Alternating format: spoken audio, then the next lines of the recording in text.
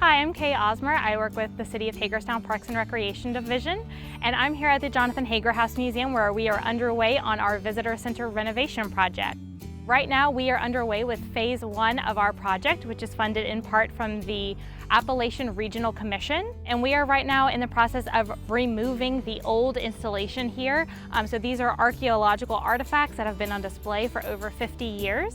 Later this summer, we'll be closing down this lower half of the facility to do some construction work. We'll be doing new flooring, new lighting, all the new interior design, and then hopefully reopening next year with a brand new space. Phase 2 will include completely reinstalling the new exhibits that we'll have featuring new images, artifacts, and even some digital video displays.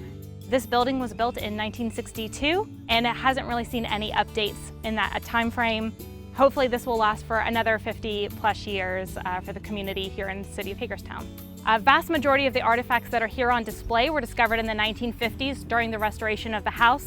We have a ton of archaeological artifacts here, well over 30,000 identifiable artifacts, and we want to make sure to take proper care of them. So we're here today with the MAC Lab, the Maryland Archaeological Conservation Lab. With their assistance, we'll be bagging up as well as labeling and storing all of these artifacts for the future.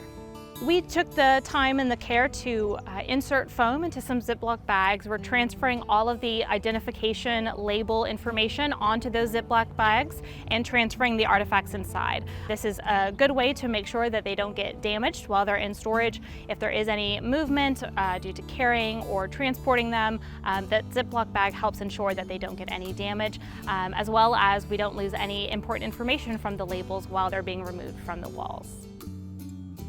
We're working with the Maryland MAC Lab here to give us some assistance and guidance on how to properly care for and remove these artifacts from the wall. So Ariana, who is here today, did take careful consideration with certain objects that were too tightly attached to the wall. We had to be very careful using various saws or pliers to pry different metal parts apart so that we could remove plates and other dishes from the wall without any damage. So Ariana's been here helping oversee that process.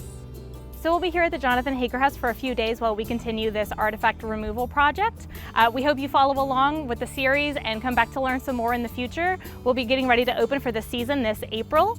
We will be updating online as well when this building, the lower half of this building does officially get closed for the season. Those updates are soon to come, but you'll still be able to visit our gift shop upstairs on the upper level of the Visitor Center building. And we hope to see you later this season at the Jonathan Hager House Museum.